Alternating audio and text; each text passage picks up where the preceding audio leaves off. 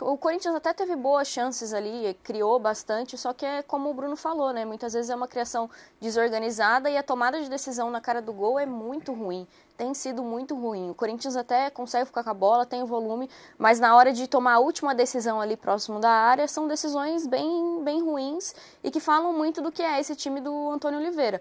Agora eu volto a falar aqui, ele em vários momentos ele cita contratações na janela, né, para o time melhorar. Se ficar esperando isso aí de contratações, essa ser a única saída do Corinthians melhorar, ficar esperando contratações, eu acho bem arriscado. O Antônio Oliveira tem que começar a pensar em soluções dentro do que ele tem ali, porque a situação fora de campo é tão problemática quanto dentro de campo. Eu não sei se o Corinthians vai ter, de fato, dinheiro, até onde a gente sabe, até onde o presidente falou, não tem dinheiro para fazer essas contratações. Até agora não fechou o Master, né? Ou anunciou alguma coisa? Não, né? Não. Tá sem o patrocinador Segue Master. sem. Já vai para 3 semanas sem o patrocinador Master. Então, assim, o Antônio Oliveira tá esperando contratações de um Corinthians que fala que não tem dinheiro no caixa, de um Corinthians que não fechou um novo patrocinador Master. De onde vai sair? Vai vir um milagre? Eu quero ouvir o Antônio Oliveira daqui a pouco, inclusive, falando sobre isso, porque ele tá tentando, inclusive, alinhar expectativas. Mas antes, vamos rodar ele falando sobre o elenco do Corinthians. Ouve aí o Portuga. Mas temos que perceber se o grupo de jogadores está de acordo com as expectativas do torcedor. Isso é que vocês devem perceber isso. Portanto, não estou, em nenhum momento, há uma coisa que eu já disse aos jogadores, não desisto nem vou desistir deles. Acredito e continuo a acreditar neles. Mas o grupo é curto para as expectativas de uma equipa que o ano passado ficou atrás deste... O Corinthians, onde é que ficou o ano passado? Ficou atrás deste adversário de hoje, portanto, eu, às vezes eu até fico a pensar que o ano passado teve a lutar para ser campeão. Portanto, e ainda para mais com um grupo mais estável. Este ano, repara a quantidade de jogadores que saíram, que depois que entraram, que depois mesmo de iniciar a temporada, foi outra vez reestruturada, portanto, ou por umas razões ou por outras, portanto. Não entendi, eu até não, tenho cara. dúvidas sobre se o Corinthians está mais forte ou mais fraco do que o ano passado. Em relação ao que elenco. terminou a temporada passada, eu acho que tá mais forte. Principalmente, porque, por exemplo, se você olhar Pela chegada do Ranieri só. as próprias peças ali, o Yuri Alberto nessa temporada tá melhor do que na temporada passada. Eu também acho. Né? Sim, as peças. Você não Digo tinha peças. mais o Roger Guedes, que saiu Não no tinha, meio isso. da temporada. Você tinha o Renato Augusto, mas até que ponto? quase não podia quase contar. não podia contar com ele. Então, acho que de peças melhorou um pouco. e Tinha assim, o Paulinho que também não... E se você for levar em consideração que foi o início do ano, o Mano Menezes, por exemplo... O Paulinho não estava nem à disposição, né, no fim do ano passado. Estava no processo da recuperação ainda. O Mano Menezes, no início do ano, ele perdeu aquela sequência de jogos do Campeonato Paulista que é indefensável, mas vamos lembrar o contexto também, é importante. O Lucas Veríssimo sai na véspera da estreia do campeonato. O Garro chega e não está regularizado. Ele não tinha o Coronado que hoje o Antônio Oliveira tem. O Yuri Alberto, e aí por culpa do Mano também, claro, não vinha rendendo o que rende hoje. Não tinha uma opção para o Yuri Alberto, hoje tem um Pedro Raul.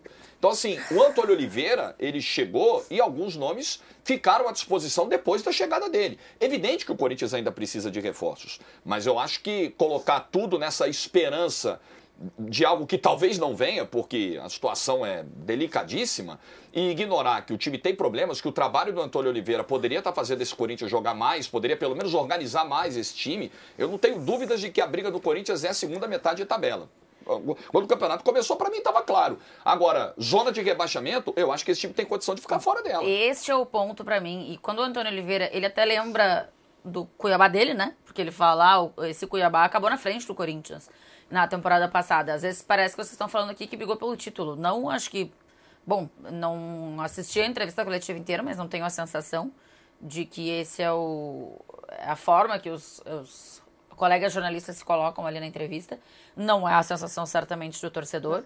Mas, assim, se pegar jogador por jogador, Corinthians e Cuiabá, o Corinthians tem mais qualidade. Teve um momento da Se o trabalho dele no Cuiabá foi melhor no ano passado, com menos peças, agora ele tem mais peças do que ele tinha em relação ao ano passado. ele teoricamente poderia fazer um trabalho melhor. Em cima do que você está dizendo, teve uma pergunta na coletiva que listou algumas equipes que estão à frente do Corinthians e que têm elencos piores, na opinião do repórter que fez a pergunta. Aí ele fala, time tal, Cuiabá. Quando ele cita o Cuiabá, o Antônio Oliveira, Cuiabá, você tem certeza? Tipo assim, discordando, né? Nossa. Entendendo que o Cuiabá tem mais elenco que o Corinthians. Assim, pronto, agora. O melhor jogador de lá ele tirou? Que é o Miele. Exato. Sim, com todo respeito, mas assim... Não dá pra confundir. Jonathan Cafu, Cleison. Ele tirou não, né? Porque chega antes dele, mas enfim. Dele, tá né? Tem bons jogadores, mas é óbvio que o time do Corinthians tem mais qualidade que o Cuiabá. Ele tentou não fazer isso, mas ele acabou, acho que ele expôs legal assim, os jogadores, porque ele faz essa comparação que dá a entender que ele acha o elenco do Cuiabá melhor, e depois quando ele fala de alinhar a expectativa, o torcedor pensa uma coisa, mas o elenco é curto. Curto é uma coisa, ruim é outra. Mas eu acho que quando ele fala elenco curto e compara com a expectativa do torcedor, o torcedor não está querendo saber se o elenco tem 30 peças ou 35 ou muitas opções. E o torcedor não está cobrando que vai ser campeão. Ele quer saber se o elenco é bom ou ruim. Então, assim, na cabeça do torcedor, esse elenco é ruim. E ele, indiretamente, ontem, concordou com o torcedor. Então, logo, eu faço a leitura que ele também acha o elenco limitado. A gente precisa botar muito os pingos nos is da questão do português, do que ele quis dizer. Porque elenco curto é uma parada, ele não está chamando elenco de elenco ruim. Mas dentro do contexto da fala, claramente ele considera limitado. Para até botar em prática o que ele pensa, sei lá, de futebol e tudo. Porque realmente é um jogo pobre e eu não vejo muita perspectiva. E aí, bicho, se você for olhar o elenco do Corinthians, perfil de elenco, tá? O elenco de hoje é diferente do ano passado, diferente de 2 anos atrás. Mas o perfil, a alma desse elenco é mais ou menos a mesma coisa, tem uns 3 anos, né? Que é mais ou menos a mesma coisa. E passou uma porrada de treinador. O que tu quer dizer com é mais ou menos a mesma coisa? Eu não acho que seja, não. Se você pegar na média o nível dos caras, é basicamente a mesma coisa. Vai ter um fora da curva aqui e ali. Roger Guedes aqui que dá uma florada. Aí tem um Renato Augusto. Mas num geral... Você esperava que fosse esse cara esse ano. Mas num geral é todo mundo ali na média. Uma galera 7. Né? E aí... O problema eu não acho que seja o Antônio Oliveira, sinceramente. Eu acho que a montagem do que hoje é o Corinthians... Tá toda errada já tem uns 3 anos. Perfeito, eu concordo. Porque é isso. Vem treinador, vai treinador, e aí fica experiente, sai experiente, também não muda. E o Corinthians só consegue, eu acho que o limite hoje de ir no mercado é essa galera, entendeu? É esse pessoal 7. Você vai, às vezes, ali, pega um garro, vai. Aí, putz, conseguiu, por alguma razão, conseguiu vender o projeto pro cara e traz. Mas, tipo, o Everton Ribeiro. O Everton Ribeiro jogou no Corinthians, ele foi lateral esquerdo do Corinthians. Tipo, ele não consegue competir com o Bahia. A proposta, assim, não é só a grana. É a segurança que passa, é o ambiente zoneado. Claro. Tudo isso vai fazendo o empresário, às vezes, tira o pé fora, assim, por 100 mil a mais, e por 150 mil a mais. Entre lógico. Eles, então, hoje, eu acho que o Corinthians ele está limitado a conseguir jogadores nota 7.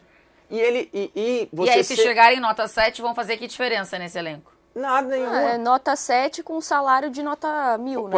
Aí você mata a parada. Inacreditável. E mais, essa galera nota 7, quando não... E, de novo, isso aqui não é... Eu não tô depreciando nenhum cara aí. Vai ter um ou outro que vai ter dia de 8, de 8,5, de sei lá. O Raniel é muito bom.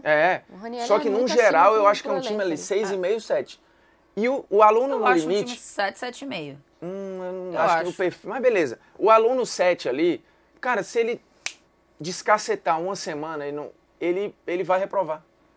Esse é o ponto, assim, e o limite porque é 7, ele tá muito no limite da média, né? Sim. Então eu acho que, cara, é muito delicada a situação do Corinthians, sinceramente. Ontem, o pós-jogo, o Ranieri fala sobre não ter feito um jogo tão ruim, mas o Corinthians tem que entrar mais atento e tal, porque toma o gol do Cuiabá logo no início, né?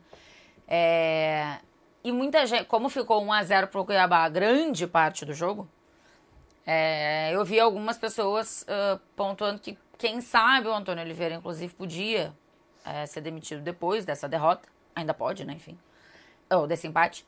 Mas no momento era uma derrota, quando falavam isso.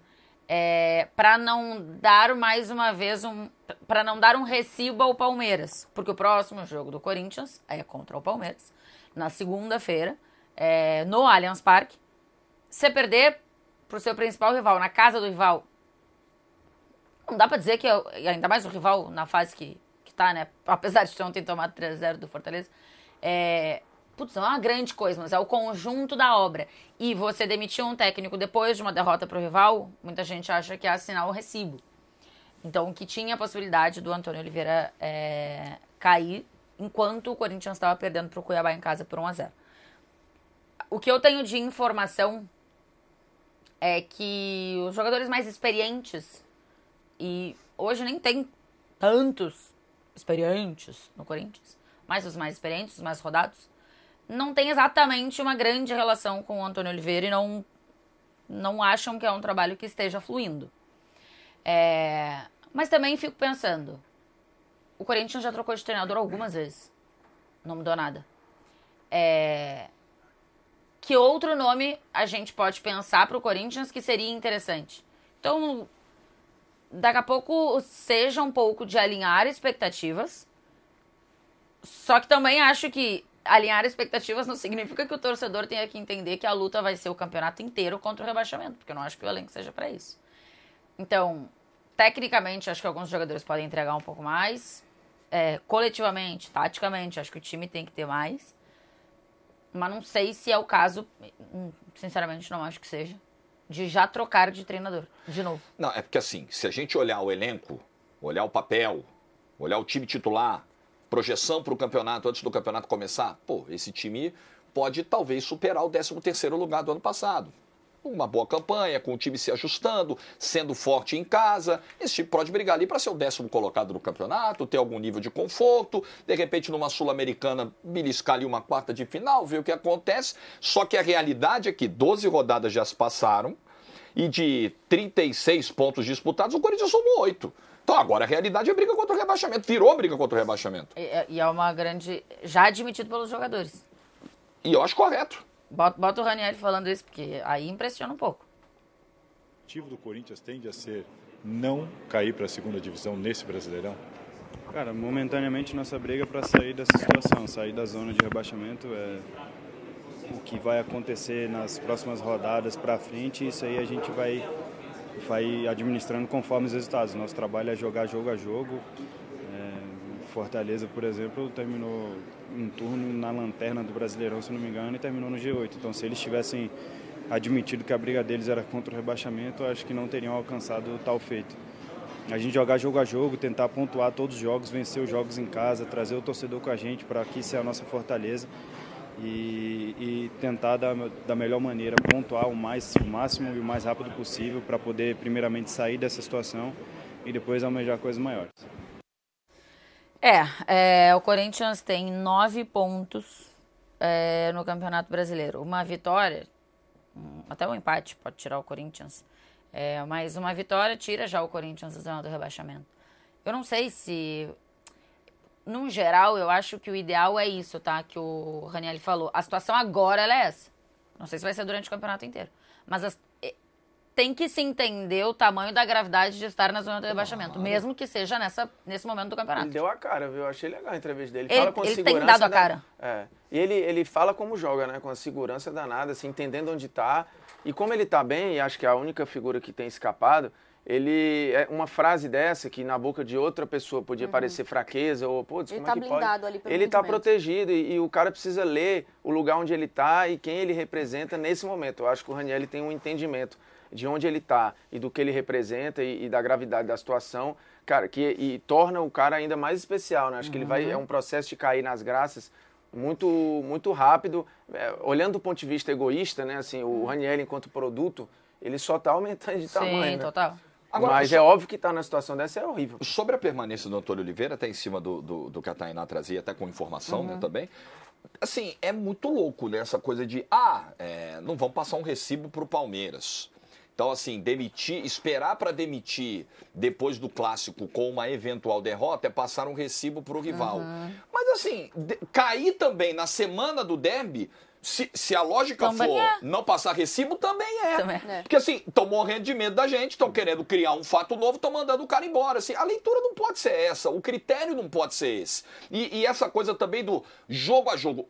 É como as coisas funcionam no futebol brasileiro, é como funciona a cabeça dessa diretoria que é completamente perdida, porque o discurso na semana passada era esse.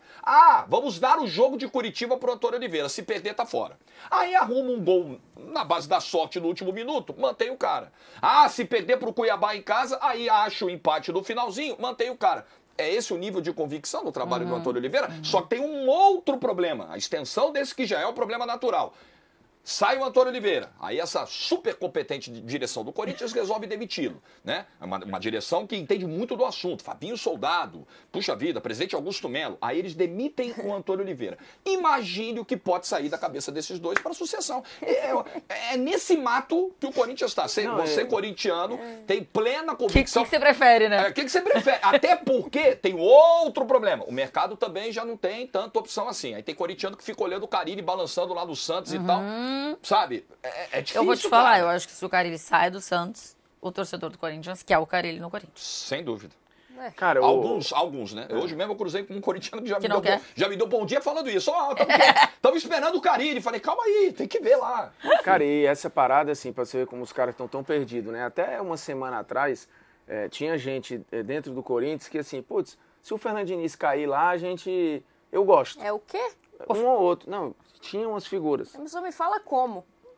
Aí a pressão começa a rolar, o cara fala isso numa reunião.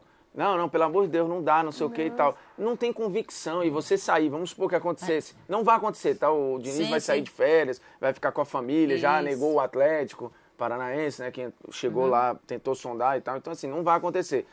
Mas qual a convicção de alguém que sai do Antônio Oliveira pro Diniz, ou que pensa, por exemplo, no Diniz, e é demovido em 2 dias, porque tem uma pressão, a galera fala, não vai pegar legal e tal. Tipo assim, é sempre jogando pra galera. E aí não é só essa diretoria, né? Vamos lembrar a só essa passada diretoria. que queria contratar Roger Machado, tinha tudo acertado com o Roger Machado e não contratou pela pressão.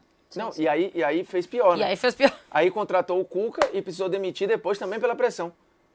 E agora como fica? Porque depois que o Cuca foi lá e assim, legalmente resolveu suas situações, foi empregado lá no Atlético, saiu do Atlético, o Petralha. Eu nunca vi uma nota tão dura de um dirigente para um treinador que foi embora como o Petralha pro Cuca. Eu não lembro. E pode somar essa nota uma entrevista do Thiago Heleno ontem atrás da América de Curitiba, também muito dura com o Cuca. Ele abandonou o barco, ele falou. Cara, assim, não teve nenhuma discussão, ele abandonou o barco, coisa que eu nunca faria. O Thiago Heleno falou. É loucura, velho. Inclusive, o Thiago Heleno disse que ele, Thiago Heleno, conversou com vários outros jogadores do elenco que já não estavam satisfeitos com o trabalho do Cuca, para ajudar o Cuca internamente com o grupo. Porque foi muito desproporcional, Cuca, ainda assim.